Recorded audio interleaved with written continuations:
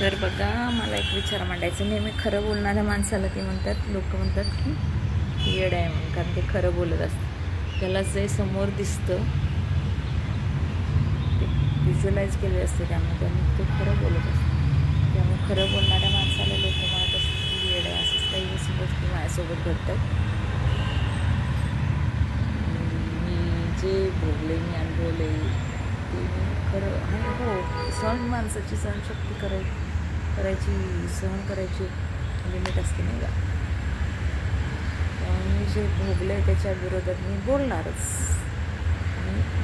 कारण फिरून जर गोष्टी त्याच येत असतील तर आपल्याला त्याच्याबद्दल बोलायलाच पाहिजे.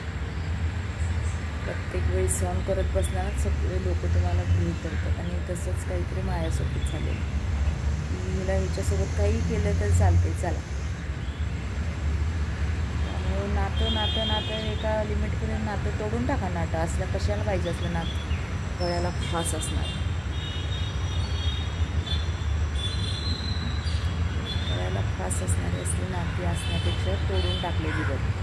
स्वार्थी नाती, विकारचोट नाती, दळभद्री नाती.